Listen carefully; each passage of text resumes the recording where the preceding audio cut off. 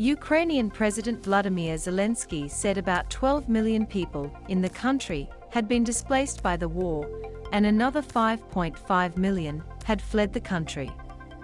Takeaway: EU discussing sixth round of sanctions, but unanimous consent is required. EU discussing sixth round of sanctions, but unanimous consent is required. Mr. Zelensky lamented divisions within the EU and said pressure on Russia was a life-saving issue. On Thursday, he accused the West of playing with Russia and called on Moscow to impose tougher sanctions on Moscow to end its meaningless war. In recent days, with the EU slowly moving towards a possible Russian oil embargo, and thousands of Russian troops trying to encircle the two eastern cities of West Volodymyr and Lysychansk, Mr. Zelensky has expressed his concern for criticism in the West has grown in recent days.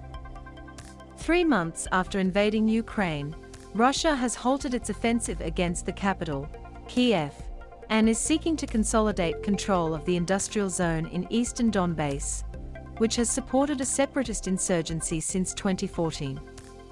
Momentum turned to Russia after the Ukrainian garrison surrendered in Mariupol last week, and Western military analysts believe the battles of West Volodymyr and Lysychansk could be a turning point in the war.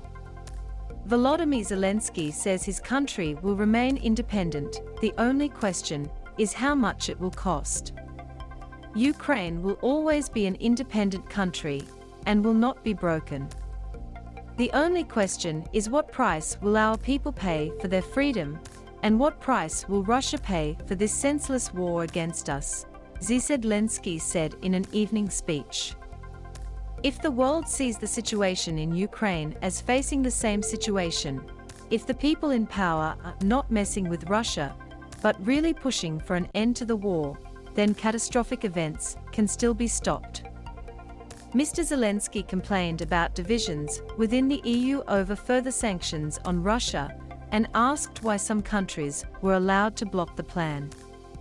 The EU is discussing a sixth round of punitive measures, including an embargo on Russian oil imports. It requires unanimous consent, but Hungary rejected the idea, citing the impact on its economy.